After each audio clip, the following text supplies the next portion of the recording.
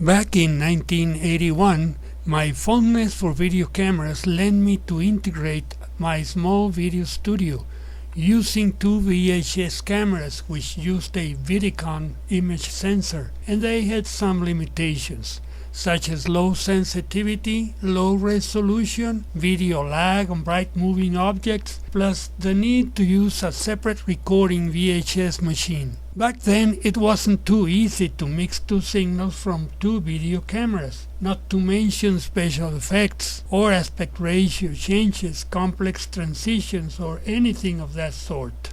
If a plain physical switch was used to switch between cameras, the VHS recorder, affordable to the hobbyist, lost synchronism with each camera change. Having experience in the TV repair field, I decided to use sync circuits similar to those found in a TV set to extract the horizontal sync from each camera composite signal, sense phase difference between both cameras, and generate an error voltage, which in turn would be applied through a varactor diode, voltage-dependent capacitor, also called a varicap, to the crystal control oscillator of the slave camera, forcing it to continue in the same frequency and phase as the master camera.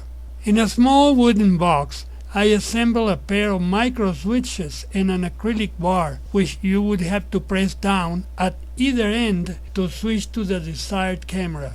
I placed all the electronic components on a blank perforated PC board without any copper tracks on it. To start the session, a switch connected to a voltage source through a potentiometer located at the front of the mixer had to be thrown down while monitoring the image of the slave camera. Two black and white televisions were used as monitors. Usually, the sync of the slave camera image was completely messed up, as simulated here. Then you would turn the potentiometer, which sent a variable voltage which would control the frequency of the slave camera main crystal. After a couple of minutes, the slave camera would come into sync, and right then you would have to turn on the switch, so an error voltage proportional to any phase difference still present would be sent to the varicap diode of the slave camera, thus correcting any slight phase difference.